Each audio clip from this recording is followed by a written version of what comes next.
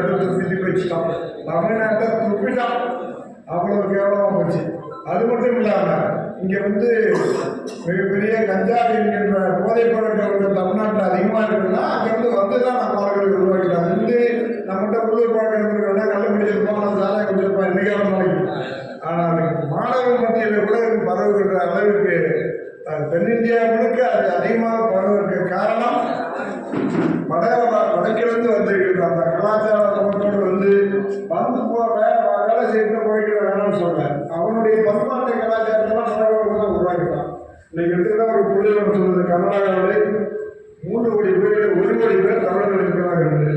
அதனால அங்கே தமிழகத்தில் உள்ள ஒரு நிகழ்ச்சி நடந்ததற்கு ஒரு 4-5 பள்ளிகளில் கல்லூரிகளோ நிகழ்ச்சி நடந்ததற்கு கேட்டேன். இல்லைண்ணே, தமிழ் நிகழ்ச்சி தான் நடத்துகிறோம்னா ரொம்ப கஷ்டம், எல்லாம் ஒரு மாதிரியான பிரச்சனை வந்துடுவேன். நான் 50 வருஷமாக ஸ்கூலில் இருக்கிறவங்கெல்லாம் நடத்த முடியாதுன்னு.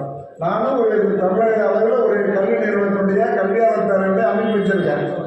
அங்கே ஒரு விழா நடத்துறதுக்கு கேட்டால் அங்கே உள்ள நம்ம தமிழ்காரங்க நடத்துகிற ஸ்கூல்லையே இந்த இடங்கள்லாம் தயங்குறாங்க. ஒன்லி தமிழ் சங்கத்தில் தான் நடத்தணும், வேற எங்கேயும் நடத்த முடியாது. வெளியில் எந்த ஸ்கூல்லையும் இடம் கொடுக்க மாட்டாங்க. அப்படிப்பட்ட அளவு இருக்குது. ஆனால் அங்கே 1 கோடி பேர் தமிழ் வாழ்கிறார்கள். இப்படிப்பட்ட நிலையிலே